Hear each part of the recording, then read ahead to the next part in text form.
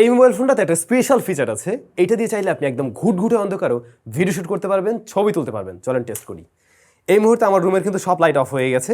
তো মোবাইল ফোনের ডিসপ্লেটা যদি ফলো করেন সেই ক্ষেত্রে দেখতে পাবেন যে ভিতরে আমরা সব কিছু দেখতে পাচ্ছি। যেমন এখানে একটা ড্রয়ার আছে এবং সেখানে আমরা দেখতে পাই ওই যে ভিতরে আমাদের ক্যামেরা। বাট দেখুন, এটা আমি সরিয়ে ফেললে ওখানে কিছুই দেখা যায় না। আবার যদি নিয়ে আসি, এই যে ক্যামেরাটা একদম ক্লিয়ারলি আমরা দেখতে পাচ্ছি। তবে এই স্মার্টফোনের কিন্তু আরও স্পেশালিটি আছে, চাইলে এভাবে পানিও ঢালা যায়, পানি ঢোকার কোনো পসিবিলিটি নেই। ইয়াস, আমাদের কাছে আরও একটি রাগের স্মার্টফোন হাজির হয়ে গেল ফ্রম ডুজি ব্র্যান্ডের নতুন স্মার্টফোন Doogee V31GT। V31GTর স্পেশালিটি কোন জায়গায় সেটা ভিডিওর শুরুতেই দেখে ফেললেন। একদম ঘুরঘুটি অন্ধকারেও এই স্মার্টফোন দিয়ে আপনি ভিডিও শ্যুট করতে পারবেন, ছবি তুলতে পারবেন। শুধু ভাই এটুকুই না, স্মার্টফোনটা যেমন মোটা দেখছেন না, এর ভিতরে বিশাল বড় ব্যাটারি রয়েছে। 10,800 mAh ব্যাটারি রয়েছে একটা স্মার্টফোনে। এতে র্যাম রয়েছে 20 GB। আপনি ঠিক শুনছেন, এটাতে প্রসেসর রয়েছে মিডিয়াটেক ডাইমেনসিটি 1080, যেটাও যথেষ্ট ক্যাপাবল একটি প্রসেসর। আমরা মোটামুটি বাংলাদেশে 40K বাজেটের আশেপাশে অনেক স্মার্টফোনে কিন্তু এই প্রসেসরটা ব্যবহার হতে দেখেছি। এর পাশাপাশি মেইন শুটার রয়েছে 50 মেগাপিক্সেলের বড়সড় ডিসপ্লে এবং অবশ্যই মিলিটারি স্ট্যান্ডার্ড 810 এর সাপোর্ট রয়েছে। তার মানে এটা বিশাল শক্তপোক্ত একটি স্মার্টফোন। এটা নিয়ে পানির নিচে গিয়েও ছবি তোলা যাবে। এইটার উপর দিয়ে আমার মনে হয় চাইলে মোটরসাইকেল গাড়ি ঘোড়াও চালিয়ে দিলে কিছু হবে না। শক্তপোক্ত টাইপের একটা স্মার্টফোন, যারা এই ধরনের স্মার্টফোন খুঁজছিলেন আর কি। হেভি ব্যাটারি ব্যাকআপ লাগবে, লো লাইটে ছবি তোলা যাবে এবং পানির মধ্যে গিয়েও আপনি ছবি তুলতে পারবেন, ব্যবহার করতে পারবেন, তাদের জন্য ইহা একটা দারুণ জিনিস। তো ডুজি আমাদের কাছে ওদের নতুন যত স্মার্টফোন বের হয় এগুলো কিন্তু পাঠায়, আর আমরা রিভিউ দিই। আপনারা অনেকেই কিনতে আগ্রহী হন, কিন্তু সমস্যা যেটা হয়, বাংলাদেশে এই স্মার্টফোনগুলো ততটাও অ্যাভেলেবেল না। বাইরে থেকে অর্ডার করে আনাটা একটু মুশকিল, আইনো। বাট বাংলাদেশের একটা শপ আছে যারা মাঝে মধ্যে টুকটাক কিছু এনে সেল করে, ওদের ইনফরমেশন দেওয়া থাকবে। প্লাস ডুজিরও সরাসরি আমি পার্সেস লিঙ্ক দিয়ে দেবো, আপনারা যোগাযোগ রাখতে পারেন, তাদের কাছে পেয়ে যাবেন আর কি। বক্স এই যে ইয়েলো কালারের বেশ বড় সড়ো বক্স, এর সাথে চার্জার রয়েছে, কেবল রয়েছে, আর স্ক্রিন প্রোটেক্টর ছিল, স্মার্টফোন ছিল, এই আর কি। তো এই স্মার্টফোনের ডিজাইন আমাদের কাছে প্রিভিয়াস যে জেনারেশনের মডেলগুলো আসছিল অলমোস্ট সিমিলার, হ্যাঁ প্রায় সেম টাইপেরই। বেশ ভারী ভাই, একদম পুতার মতো একটা জিনিস। স্বাভাবিক, বেশ মোটা বড় ব্যাটারি, একটু ভারী হবে, এটাই স্বাভাবিক। এইটার বডি ফ্রেম এই যে দুই পাশে কিন্তু মেটাল রয়েছে, হ্যাঁ। আর উপরে নিচের পাশটা আপনার কাছে টায়ার টাইপের মনে হবে টায়ার জাতীয় রাবার দিয়ে তৈরি এটা। এর ফলে হয় কি, এটা পরে গেলে বা এর উপরে সহজে আর কি আঘাত লাগলেও কোনো ধরনের প্রবলেম হয় না। পাশাপাশি এইটার প্রত্যেকটা পোর্টসে আমরা দেখছি সিল্ড করা আছে, গ্যাসকেট দিয়ে আটকানো রয়েছে। এর কারণেই মূলত ওয়াটার সিল্ড করা গেছে এবং আইপি রেটিং থাকছে। আমি শুরুতে কি বলছিলাম, মিলিটারি স্ট্যান্ডার্ড 810 এর সাপোর্ট রয়েছে, হ্যাঁ এটা পাশ করে এসেছে অবশ্যই, এবং বেশ শক্তপোক্ত ডিভাইস। এটা দিয়ে চাইলে আপনি ব্যাট বল খেলতে পারবেন। এটা যদি হাত থেকে পড়েও যায় নষ্ট হওয়ার পসিবিলিটি নেই। এবং কোম্পানি ক্লেম করছে 1.8 মিটার উচ্চতা থেকে এই ফোনটা পড়লে কোনো ধরনের প্রবলেম হবে না। এই ডিসপ্লেটাতে প্রোটেকশন রয়েছে কর্নিং গরিলা গ্লাস 5। আমরা এই ফোনটা পানিতে নিতে চুবিয়ে দেখেছি, কোনো ধরনের প্রবলেম হয়নি। বেশ কয়েকবারই পানিতে চুবানো হয়েছে। আর এর প্রিভিয়াস মডেলগুলো নিয়ে তো আমরা আসলে যা করছি আপনারা জানেন, ক্রিকেট খেলছিলাম, পানিতে ভিজাইছিলাম, তো এটার ক্ষেত্রেও বিষয়গুলো সেম থাকছে, কোনো ধরনেরই প্রবলেম হচ্ছে না মোটামুটি প্রেশার দিলেও। এই ফোনের ডিসপ্লে সাইজ হলো 6.58 ইঞ্চ, মোটামুটি স্ট্যান্ডার্ড। বাট ডিসপ্লের উপরে নিচে কিন্তু বেশ ভালো রকমেরই আপনি আসলে চিন দেখবেন, যেহেতু রাগের ফোন, এটা ডিজাইনটাই আসলে এমন। ডিসপ্লে টপ সেন্টারে আমরা ওয়াটার ড্রপ নচ দেখছি, এটা একটু বেমানান লাগে। এটা আসলে আমার মনে হয় ওয়াটার ড্রপ না দিয়ে এটাতে পাঁচল কাট আউট, অথবা যেহেতু উপরে বিশাল বড় জায়গা রয়েছে, যদি উপরের দিকেও ক্যামেরা দেওয়া যেত বাইরে, ডিসপ্লের বাইরে, সেক্ষেত্রে বিষয়টা খারাপ হতো না। এই ডিসপ্লেটা মূলত IPS এলসিডি প্যানেল, তবে ফুল এইচডি প্লাস রেজলিউশন এবং 120 হার্টজ হাই রিফ্রেশ রেট রয়েছে এখানে।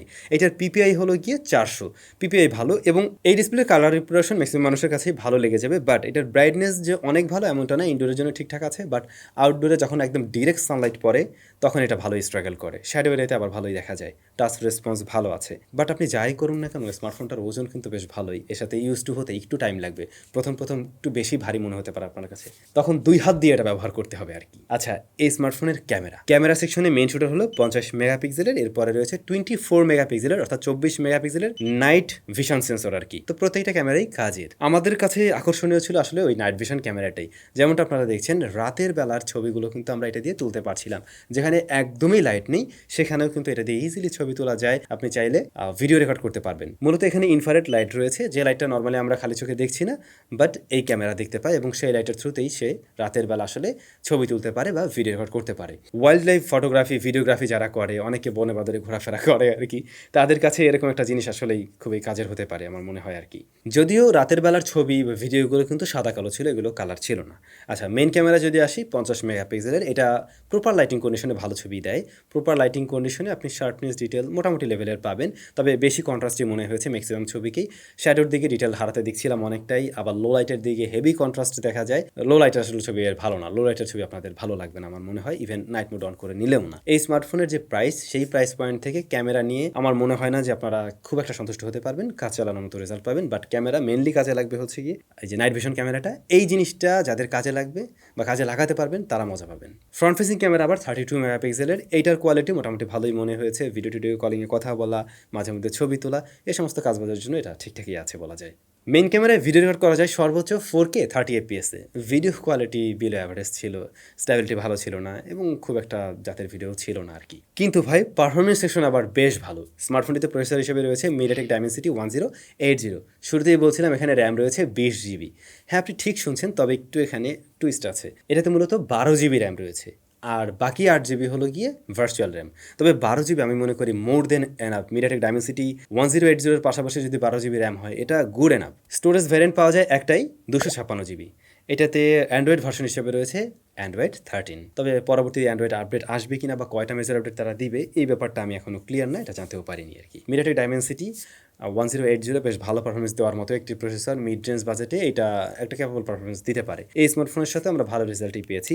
এর ইউআইটা একেবারে ইউজার ফ্রেন্ডলি টাইপের, তেমন কোনো কিছুই নেই, খুব বেশি ভারী না, বেশ লাইট। আমার মনে হয় লাইট হওয়াটাই ভালো। আজাইরা অনেক অ্যাপ্লিকেশন দিয়ে ভরে রাখছে এমনটাও না, একদম ক্লিন টাইপের, আর রেগুলার কাজবাজ ঠিকভাবে হ্যান্ডেল করতে পারে। বাট সমস্যা হলো কি, এই ধরনের স্মার্টফোন আপনি ধরুন ফেসবুকিং করবেন বা রেগুলার যে কাজবাজগুলো আমরা করি, সোশ্যাল মিডিয়া ব্রাউজিং, ইউটিউবে ভিডিও দেখা, হাতে নিয়ে অনেক কাজবাজ দিতে করি, তাই না? ওই সমস্ত কাজ করতে গেলে একটু প্যারা লাগবে ওয়েটের কারণে, একটু হেভি লাগতে পারে, একটু ভারী লাগতে পারে। এর বাইরে কিন্তু সে সব কাজগুলো ঠিকভাবে হ্যান্ডেল করতে পারে। ইভেন মাল্টিটাস্কিংও ভালো রেজাল্ট দেয়, যেহেতু 12 GB র্যাম রয়েছে। এখানে আপনি অ্যাট এ টাইম অনেকগুলো অ্যাপ্লিকেশন নিয়ে কাজ করতে চাইলেও করতে পারবেন। এখন অনেকেরই চিন্তা ভাবনা থাকতে পারে এরকম একটা আমি রাগেড ফোন দিয়ে গেমিং করবো। হ্যাঁ, গেম তো এটাতে ঠিকই চলছে, যেমন পাবজির ক্ষেত্রে আমরা কিন্তু মোটামুটি ভালো রেজাল্টই দেখছি, অপটিমাইজড রেজাল্ট দিচ্ছে। এর সাথে ফ্রি ফায়ার খেলা হয়েছে, সেটা রেজাল্টও ভালো ছিল। কিন্তু সমস্যা যেটা হয় ভাই, এত ওজন নিয়ে কেমনে খেলে একটা মানুষ? আপনি খেলা শুরু করলে কিছুক্ষণ পরে বিরক্ত হয়ে যাবেন, মানে ওজনের কারণে, এটা শিওর একদম। তো এটাই হচ্ছে গিয়ে প্যারা, বাট এর বাইরে পারফরমেন্স সেকশন ভালো আছে। এটার ফিঙ্গারপ্রিন্ট সেন্সর হলো এই যে রাইট সাইডে আর কি। হ্যাঁ, হোম বাটনটাই ফিঙ্গারপ্রিন্ট সেন্সর হিসেবে ব্যবহার হয়। ব্যাটারি 10,800 mAh এবং বক্সে পাবেন আপনি 66 ওয়াটের একটি ফাস্ট চার্জিং সিস্টেম, যা দিয়ে স্মার্টফোন 30 মিনিট চার্জ করলেই 50%-এর মতো চার্জ হয়ে যায়। তো বড় ব্যাটারি হওয়া সত্ত্বেও বেশ দ্রুত চার্জ করতে পারছে একে। আর চার্জিং টাইমে দেখছিলাম ফোনটা মোটামুটি ভালোই গরম হয় আর কি, বাট একেবারে ওভারহিট টাইপের ওরকমও না। আর ব্যাকআপ, ভাই ব্যাকআপ যথেষ্ট ভালো। আপনি যদি জাস্ট রেগুলার স্মার্টফোন হিসেবে ব্যবহার করেন, এটা থেকে অনায়াসে 2 দিন প্লাস বা 3 দিনের কাছাকাছি সময় ব্যবহার করতে পারবেন। আর যদি একেবারে লাইট ইউজার হয়ে থাকেন, সেই ক্ষেত্রে তো আরও বেশি ব্যাটারি ব্যাকআপ পাওয়া সম্ভব, 3-4 দিনও ব্যবহার করা যায়। আর যদি একদম হেভি ইউজার হয়ে থাকেন, সারাদিন ধুমধামাকা চালাবেন, কোনোভাবেই 2 দিনের মধ্যে আর কি ব্যাটারি শেষ করতে পারবেন না, এটুকু শিওর থাকেন। ব্যাটারি ব্যাকআপ খুবই ভালো এবং ব্যাটারিও তো আসলে অনেক বড়। রয়েছে স্টেরিও স্পিকার, দেখে মনে হবে এখানে 4টা স্পিকার আছে। যত সম্ভব 2টা স্পিকার আছে, আমি খুলে দেখিনি, বাট স্টেরিও মনে হয় 2টা স্পিকারে আছে। কিন্তু দেখে যেমনটা মনে হয় না, অনেক লাউড, অনেক বেশি লাউডনেস নেই এতে, মোটামুটি লাউড আর কি। আর ফুল ভলিউমেও একটু ডিস্টরশন দেয়, একটু কমিয়ে রাখলে এর থেকে একটা ক্লিন সাউন্ড পাওয়া যায়। এইটা পাওয়া যায় 3টা কালার ভ্যারিয়েন্টে, ব্ল্যাক, গোল্ড এবং সিলভার। আমাদেরটা ব্ল্যাক, যেমনটা আপনারা দেখছেন, এবং আমার কাছে কেন যেন মনে হয় অন্য কালারগুলোর চাইতে এটাই বেশি ভালো লাগবে ম্যাক্সিমাম মানুষের। তো এই ছিল মোটামুটি Doogee V31GT। V31GTর পারফরমেন্স ভালো। V31GTর নাইট মোডের যে ক্যামেরাটা, এটা ভালো রেজাল্ট দিতে পারছে। ইভেন প্রিভিয়াস জেনারেশনের সাথেও যদি আমি কম্পেয়ার করে বলি, ওগুলোর থেকে আমার মনে হলো এটা আরও বেশি ক্লিন আর একটু ডিটেলে ছবি দিতে পারছে, মানে ঘুরঘুটে অন্ধকারে আর কি। হ্যাঁ, আর ব্যাটারি ব্যাকআপ নিয়েও আপনারা ইজিলি সন্তুষ্ট থাকবেন। তারপর IP রেটিংগুলো রয়েছে, তারপরে হচ্ছে এই যে বললাম মিলিটারি স্ট্যান্ডার্ড। এখন আগে চিন্তা ভাবনা করতে হবে যে এই ফোনটা কে কিনবেন। এই ফোনটা তারাই কিনবেন যাদের কিনা এই ধরনের রাগের স্মার্টফোনই দরকার। আপনি হেভি রাফ অ্যান্ড টাফ টাইপের ইউজার, আপনি এমন কোনো হয়তো কাজ করেন যেখানে আসলে যত্নাদি করার মতো সুযোগ নেই ফোনের, খুব বাজেভাবে ব্যবহার হবে, হেভি চার্জ থাকলে সুবিধা হয়, রাতের বেলা ছবি তোলা লাগে, তারা এই ধরনের স্মার্টফোনগুলোকে চয়েস করতে পারেন। এখন এটার দাম কেমন? এইটার যে চায়নার দাম রয়েছে, সেটা থেকে বাংলাদেশি টাকায় কনভার্ট করতে গেলে ভাই 50,000 প্লাস এটার দাম। আর বাংলাদেশে যারা এনে দিচ্ছে, ওদের থেকে হয়তো আপনারা আরও কিছুটা কম দামে কিনতে পারবেন। ডেসক্রিপশনে লিঙ্ক দেওয়া থাকলো, তাদের সাথে যোগাযোগ করতে পারেন, হয়তো কিছুটা কম দামে পেলে পেতে পারেন আর কি। যদি কিনা এর চাইনিজ দামটা আমরা চিন্তা করি সেক্ষেত্রে 50,000 প্লাস দাঁড়ায়। তো ওরকম প্রাইস পয়েন্ট থেকে এই স্মার্টফোনটার কোন কোন জায়গায় কম আছে, অবশ্যই ক্যামেরায় পিছিয়ে থাকবে, পারফরমেন্স সেকশনেও আমরা এর থেকে বেটার প্রসেসর এখন পেয়ে যাব। বাট যে সমস্ত জায়গাগুলোতে এগিয়ে রাখবে একে, নাম্বার 1 হলো এর নাইট ভিশন ক্যামেরা, নাম্বার 2 হলো এটার বিশাল বড় ব্যাটারি, এবং নাম্বার 3 এটা আসলে একটা রাগের স্মার্টফোন, এটার ইউজ কেস টোটালি ভিন্ন। সেই জায়গায় সে সবার থেকে নিজেকে আলাদা করতে পারবে। এখন আগে বুঝতে হবে আবারও যে আপনার আসলে এই ফোনটা দরকার কিনা, তাহলেই শুধুমাত্র এটা কেনার চিন্তা ভাবনা করেন। আর যদি না হয় আপনি রেগুলার স্মার্টফোন কিনবেন। আপনাদের কাছে কেমন লাগছে এই ডিভাইস মাস্ট কমেন্ট করে জানাবেন। ভালো থাকবেন, হ্যাঁ অনেক বেশি ভালো। দেখা হচ্ছে নতুন ভিডিওতে।